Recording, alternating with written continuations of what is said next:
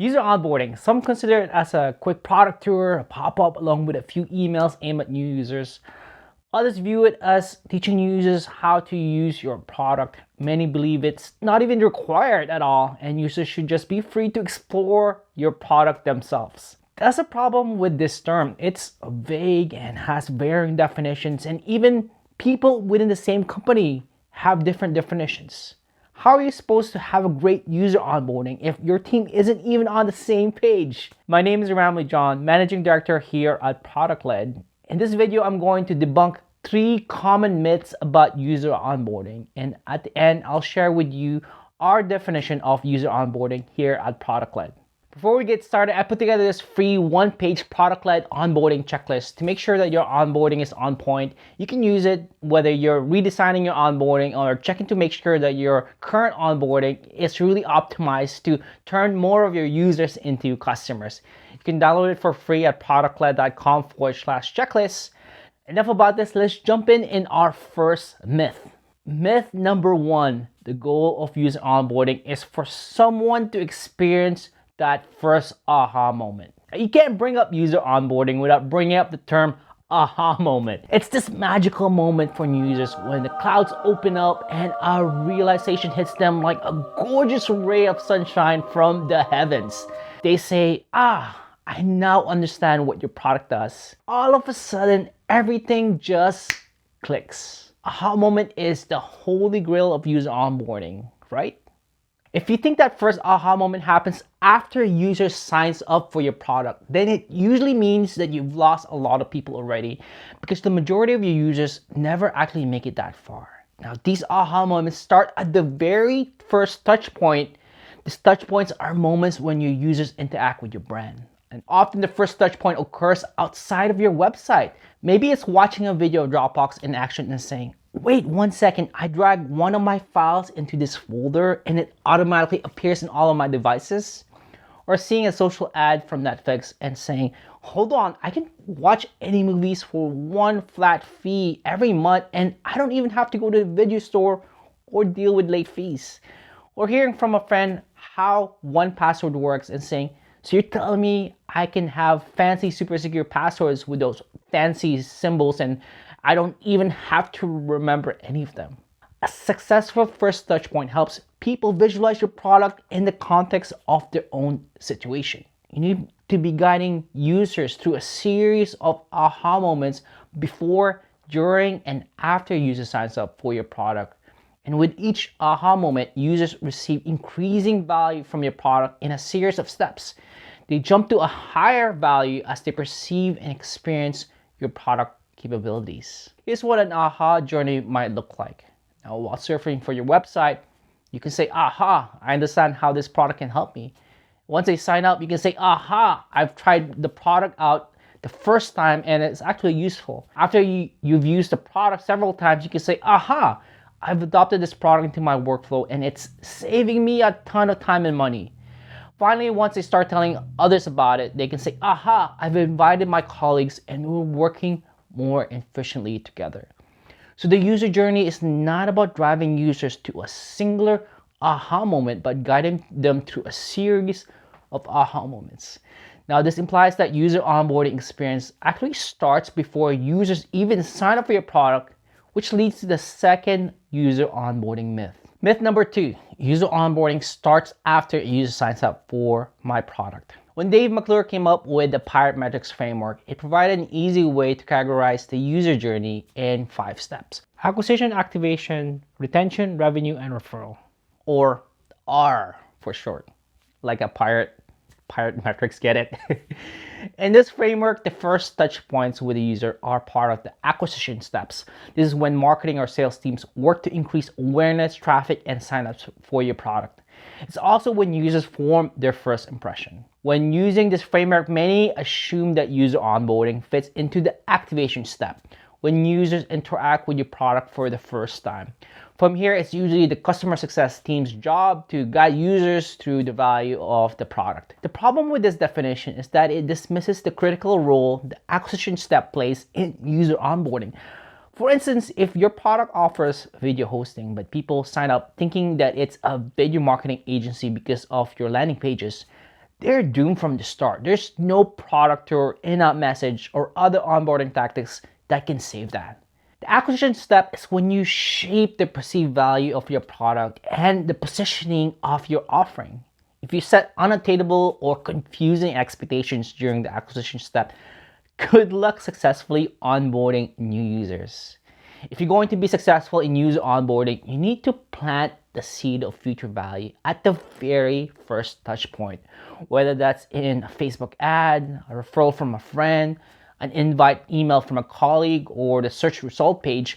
By screening out people who shouldn't be signing up for your product early on, you'll be able to focus more of your time and resources providing incredible experiences for people who should be using it. So going back to the Pirate Metrics framework, we can now assess that user onboarding crosses over both acquisition and activation steps. The question is, when does user onboarding end? Which leads us to the third myth. Myth number 3, user onboarding ends after a user becomes a paying customer. Another common misconception is that user onboarding ends the moment that they become a paying customer, right? The problem with this notion is users could be paying for your product even though they're not getting any value from it at all. How is that possible? Now think about any products or services that you're currently paying for right now that you're probably not using or getting any value. This could be a gym membership you sign up for in January thanks to New Year's resolution, or that could be that Disney Plus subscription you've already forgotten about because you finished watching your favorite Disney classic or Star Wars movie. Now, Jonathan Kim, founder of AppQs, warns that paying users are not the same as successfully onboarded users. He said, because our price point is relatively low, people would hit the end of the 14-day trial period and just buy the product with the intention of testing it out later. Unfortunately, a lot of people apparently got distracted, didn't circle back to fully test out the product, and churned. The lesson here is to be careful. Don't assume a paying customer equates to a happy customer. So when does user onboarding end if it's not when users become paying customers? Some argument included that user onboarding never actually ends. As new users complete the initial onboarding and become regular users, your onboarding team can and should help them adopt new capabilities and use cases of your product. For now, let's focus on the initial onboarding experience for new users. When does that initial onboarding experience end? To answer this, let's take a look at Slack, a channel-based messaging platform that helps teams work together more efficiently. Chances are you probably use this for work or communities that you're part of. How do you think Slack defines a successfully onboarded users or team? Think about it for a second. You might assume that it's the first time someone signs up and sends a message. Others might expect it's when maybe it's 10 people have joined the same Slack channel, or perhaps it's more complicated than that, when 11 people have joined the same channel and sent 100 messages. Well, let me share with you what Slack CEO and co-founder Stuart Butterfield defines a successfully onboarded team. He said in an interview that based on the experience of which companies have stuck with us and which didn't, after any team has exchanged 2,000 messages, 93% of those customers are still using Slack today. For Butterfield, a team is not successfully onboarded until they've sent not 1, not 10, but 2,000 messages. It's at this threshold where they found that teams continue using Slack going forward. Of course, acquiring new paying customers is fantastic. It's a great feeling, but you can't build a successful business on one-off customers. They need to keep coming back. That's because it costs up to 5 times more to acquire new customers than to retain them. This is why the end goal of user onboarding is to not only convert users into paying customers, but to make sure that they stick around for a long time. The initial user onboarding experience, and when you have a signal that users are gaining meaningful value from your product and is likely to continue using it forward. So if we go back to the Pirate Metrics framework, user onboarding bridges the gap across acquisition and activation step and leads into retention step, which continues on to revenue and referral. Now that we've busted 3 myths about user onboarding, let me share with you our definition of user onboarding here at Product-Led. User onboarding is the process that takes people from perceiving, experiencing, and adopting the value of a product to improve their lives. There are 3 important implications of this definition. The first implication of this definition is that the goal of the entire onboarding experience is to help users improve their lives. It sounds so simple, but it's actually very important to view onboarding not as an exercise in teaching users about your product, but rather how it makes them successful. For that reason, onboarding shouldn't be defined by how many features users have adopted. Instead, it should be defined by how much your users' lives have improved with your product. For example, people consume Netflix not because they enjoy streaming video. They watch it because it relaxes them after a long day at the office or at work. People adopt Slack not because they need another messaging tool. We already have a ton of that. It's because it helps them share knowledge, resources, and information effectively within a team, all while cutting back on email. And similarly, people don't use OkCupid because they enjoy completing dating profiles. It's because they want to connect with new people that they'll hopefully date or marry someday. So think about it. How are you helping enhance your users' lives with your product? Are you helping them relax like Netflix, communicate within teams like Slack, or connect with future lovers like OkCupid? Whatever that is, user onboarding is just a means to help users improve their lives. The second implication is for users to be successfully onboarded to your product. They have to achieve 3 key milestones. First, they have to achieve what we call the moment of value perception. This is the moment when users first visualize your product in the context of their situation. For the initial onboarding of new users, this usually occurs before they sign up for your product, whether it's they've checked out a video or your landing pages or your ads. For Slack, it could be when users read through their website and realize, aha, I understand how this program can help my team communicate and share information more efficiently than email or other messaging tools. Second is the moment of value realization. This is when users first experience the value of your product. And with Slack, it could be when 2 people from the same team join a channel and message each other.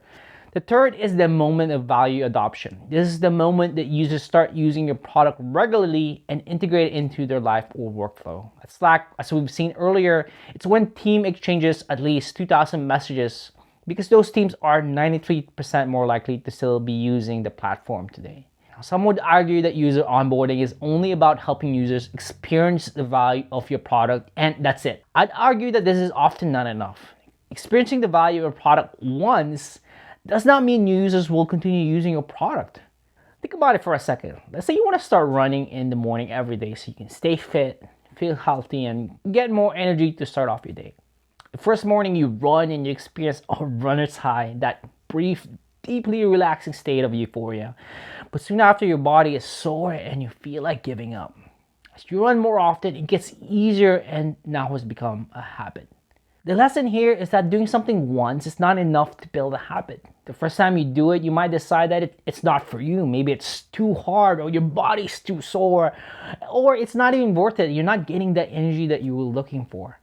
But if you do the behavior enough or the activity enough times, it becomes easier and becomes natural to you without any prompt or reminder. Thus, habits are formed through repetition. Similarly, one of the big goals of user onboarding is helping users let go of old ways that they did things so that they can embrace new habits with your product. Habit-forming user onboarding experiences require users to experience the value of your product more than once. Once your users have used your product enough times, they're more likely to continue using going forward. This is the reason why for Slack, Butterfield and his team defined a successfully onboarded team at 2,000 messages because those teams are more likely to stick around, about 93% more likely to stick around and continue using Slack today. The third implication is that user onboarding is a process. It's a series of actions that uses both tools and people to provide users the knowledge, skills, and behavior to effectively interact with your product. An important distinction here is that user onboarding is not a linear process. We've already mentioned this earlier. It's a cyclical process. It never actually ends. After the initial onboarding experience for new users, they can and should go through a new cycle of perceiving, realizing, and adopting additional features, capabilities, or use cases of your product. Much like a flywheel, gaining momentum to start requires a huge effort. You'll have to overcome friction and help users let go of old habits and move past anxiety with change. But once users complete each cycle of perceiving, experiencing, and adopting new features or capabilities, they achieve an increasing level of value over time from your product. Let me give you an example using Intercom, a messaging platform that allows businesses to communicate with prospective and existing customers online. Here's what a user onboarding journey can look like for them. First, the initial onboarding cycle helps companies install the live chat software on their website. This speeds up their acquisition time as they can respond to queries from prospects in real time as they're surfing through the pages. The second level is once users have started regularly using Intercom's live chat feature, the onboarding team can help users add smart logic, which directs conversations to relevant help articles or blog posts. The third level helps users automate conversation using chatbots.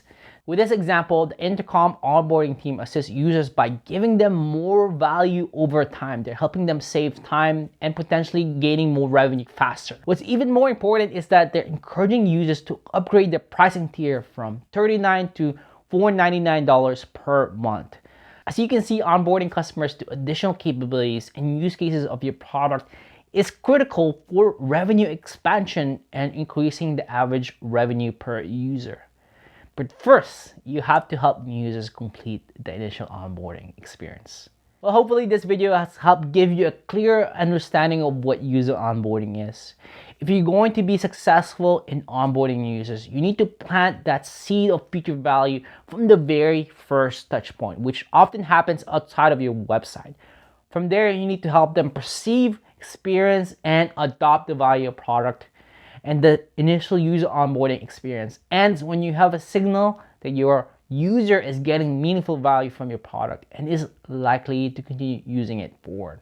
If you know any other myths about user onboarding, I'd love to hear them. Comment them down below. And if you found this valuable, share it with your colleagues. Before you go, we put together a free one-page product-led onboarding checklist. You can get this for free at productled.com/checklist. You can use it to take stock of your current onboarding experience or run all of your new designs past it before unleashing it to the world. Like I said, go get it for free at productled.com/checklist. Thank you for watching this video. That's it for now. Until the next one, this is Ramli John from Product-Led. Goodbye.